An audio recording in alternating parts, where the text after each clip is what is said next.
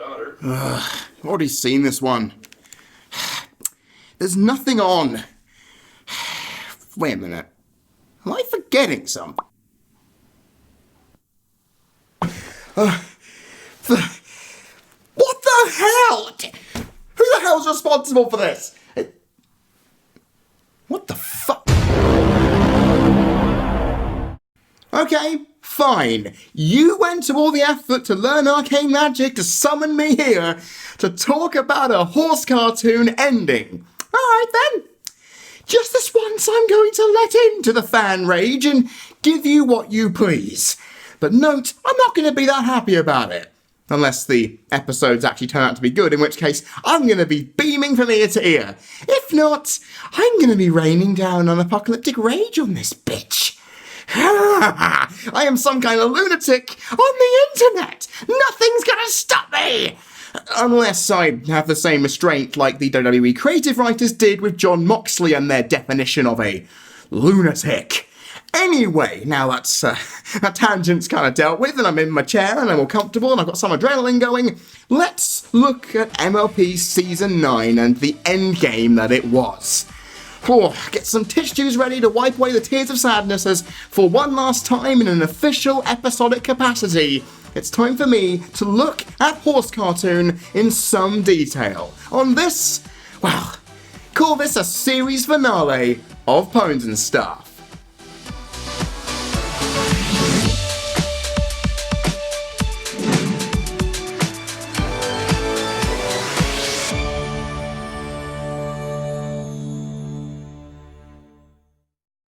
The time has come for the ending of the ending of the ending of the ending of the end. The two-parter to end all two-parters. Oh my god. The hype may have been high for this, but after the deluge of dire offerings that preceded it systematically souring my anticipation, I was worried that this would not live up to the billing. But I was wrong. Bloody hell, I was wrong. This episode gave me so much that I have struggled to keep my excitement to a reasonable level since, as noted by my change in excitable demeanour.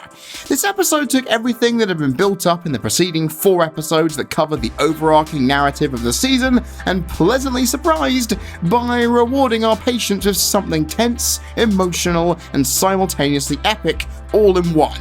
The revelation that Discord was Grogar and the implication that most of the main six's triumphs could have been influenced by his hand at any time in the prior seasons rocked me to my core. The consequences that it created not only set up Twilight and the plot's secondary conflict masterfully, it allowed for Discord's final redemption to be set in stone, and I could not be more happy with that, given that I predicted the damn thing. It created a dramatic tension that stemmed from it that rarely moved from the episode's core, and usually that would be done to an episode's detriment, but given the stakes at hand here, it was gloriously prophetic to have it come to fruition in such fantastic ways. And it was lavished in continuity that sprung up all over the place. It tied the overall series lore into proceedings with class, as well as the themes of leadership, hopelessness, and never giving up against the odds, making it feel full and like the big deal that it wanted to portray itself as from the outset. Paced correctly, with just the right sprinkles of comedy put in to let a minor sigh of relief come through before pushing right back into its fully loaded guise. Its confidence and its strong narrative structure allowed its vast cast of characters to blossom forth without any complications either, as no matter how big or small the roles were, their actions and words spoke loudly, whatever they ended up being.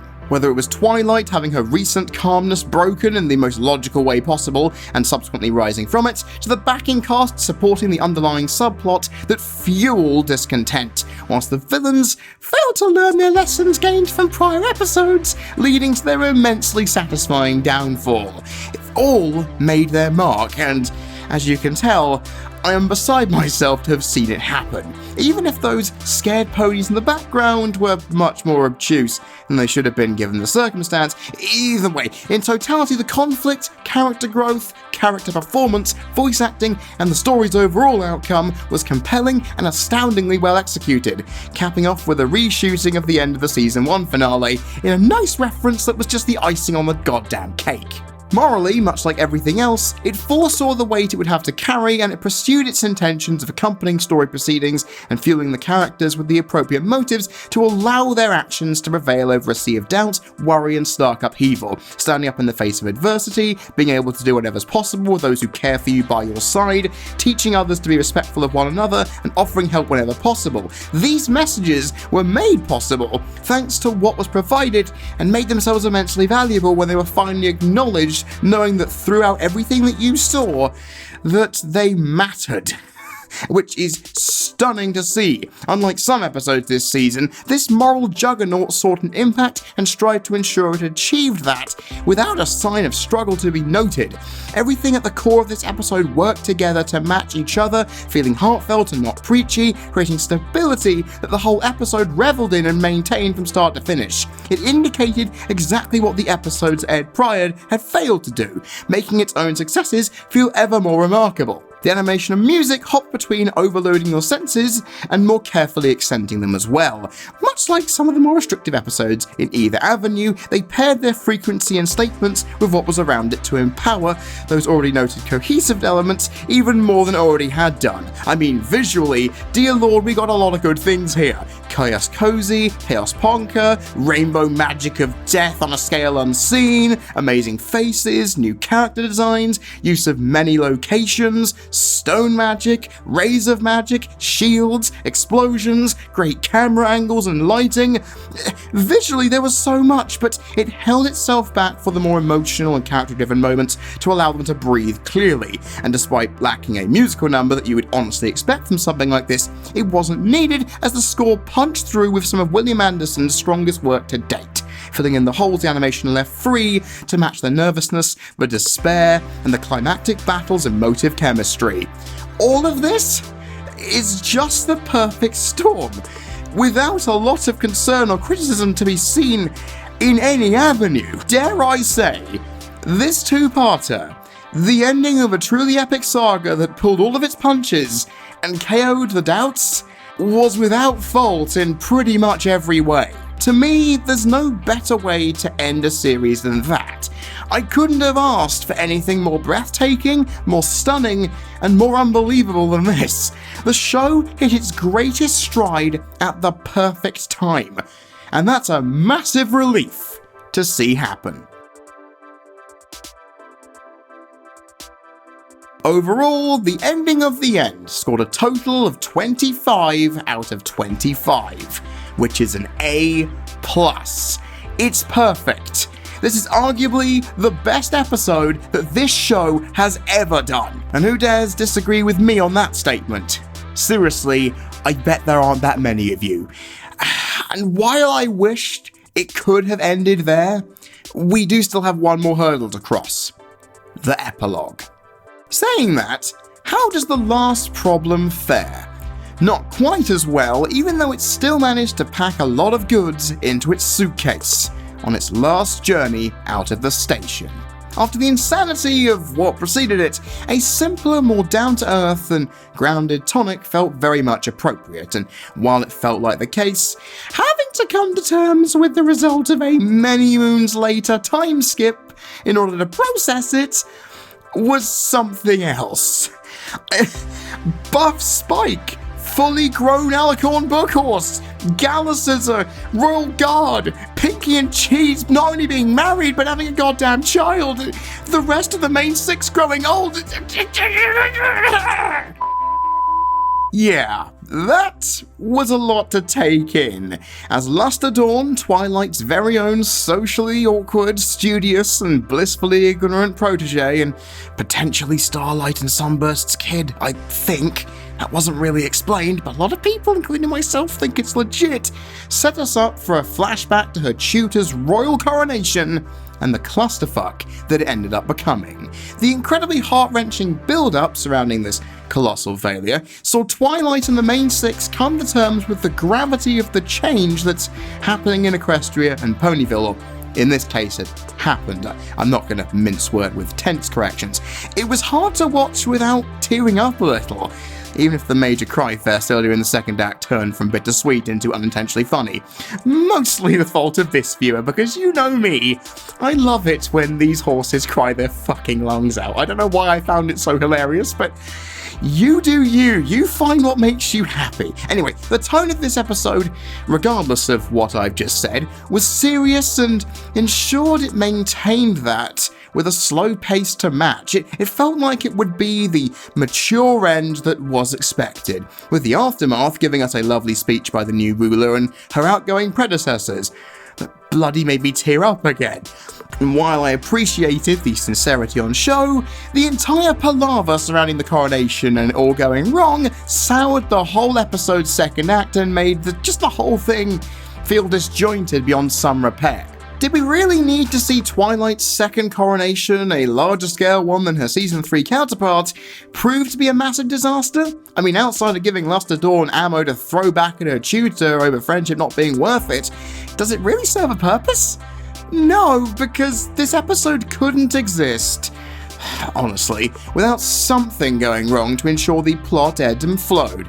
Even though it felt so forced, I couldn't take it seriously. Couldn't Twilight have teleported them all to Canterlot directly, without using the train?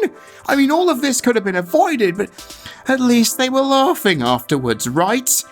Best night ever vibes crawling back to the surface, much to my annoyance. Thankfully though, the negative impact of this entire sequence doesn't take the rest of the episode down with it, even though the damage it leaves behind is clearly felt. The animation too, for such a major moment in the show, is surprisingly lacking, much like the story itself, relying on the time skip to give us something new despite the occasional flourishes coming through, mostly being all new designs and not much else. The characters outside of this keep the impending impact at the forefront, giving layered performances that we rarely saw even fleetingly in the show's entire run up until this point, despite the fact their voice acting isn't always on point, at least in my opinion. Thankfully, returning to the positives, the moral about friendships having hurdles and needing time and effort to show their worth over many, many years was stunningly implemented, built up through the runtimes where the characters had to showcase it, and Luster Dawn learns from it beautifully. The score is muted whilst proving fun and tense pieces when needed, while the culminative musical number that Dan Ingram has put forward for us, The Magic of Friendship, grows. Oh my god, it was equally understated and beautiful when accompanied with the time skip, seeing all of these characters who have grown older and some who are no longer with us, and just a culmination of just how many good things the show has created. Oh god, the song makes me cry every time I hear it. Even when I think about it, I'm thinking, oh crap, when am I going to start flowing the liquid pride?